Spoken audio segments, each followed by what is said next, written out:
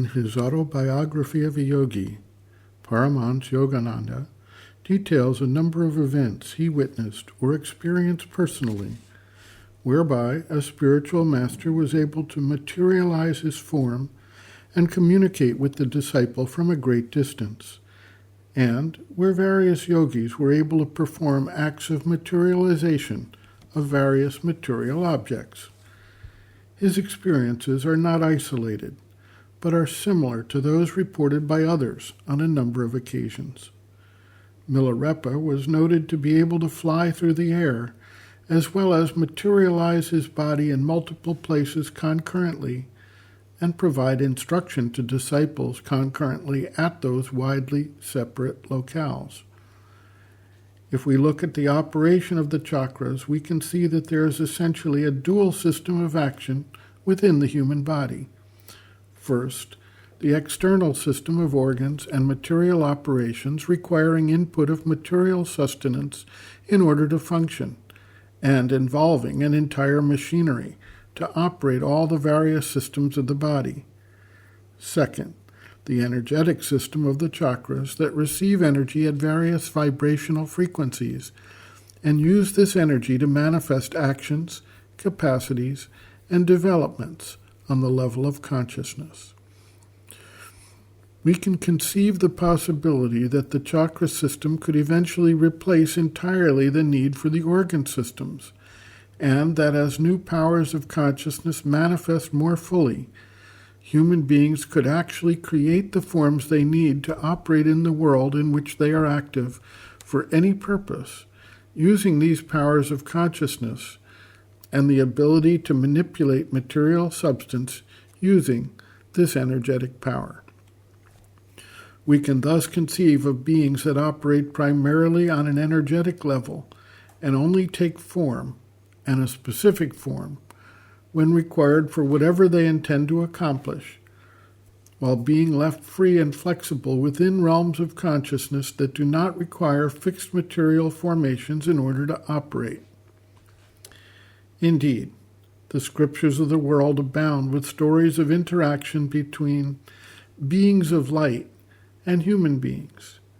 We can conceive the possibility that these beings primarily operate at energetic vibrational levels outside our normal range of perception, but are able to modulate their vibrational pattern when it becomes incumbent upon them to interact with human beings within our current limited range of perception.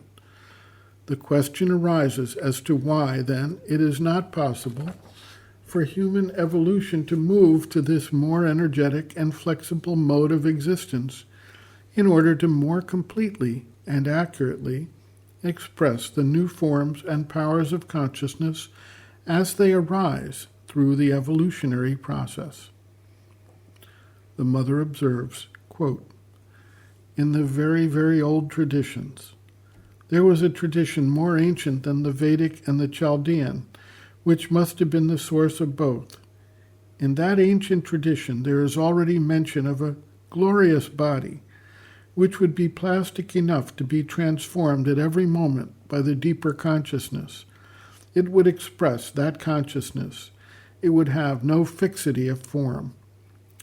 It mentioned luminosity. The constituent matter could become luminous at will.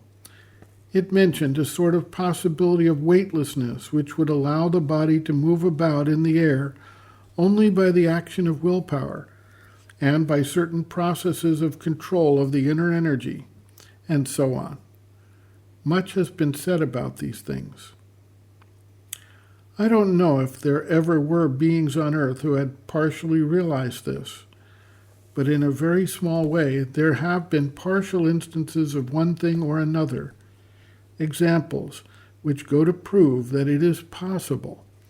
And following up this idea, one could go so far as to conceive of the replacement of material organs and their functioning as it now is, by centers of concentration of force and energy, which would be receptive to the higher forces, and which, by a kind of alchemy, would use them for the necessities of life and the body.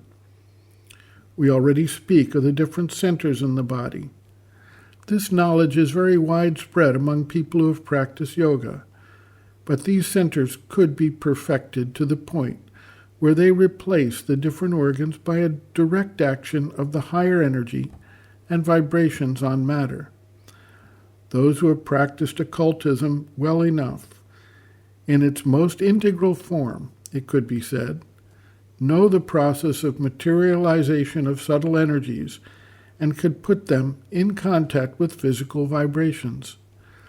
Not only is it something that can be done, but it is something which is done.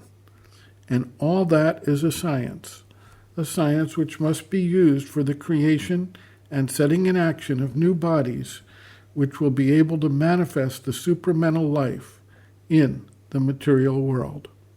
End quote. Reference, Sri Aurobindo and the Mother, Powers Within, Chapter 16, Body, pages 130 to 131.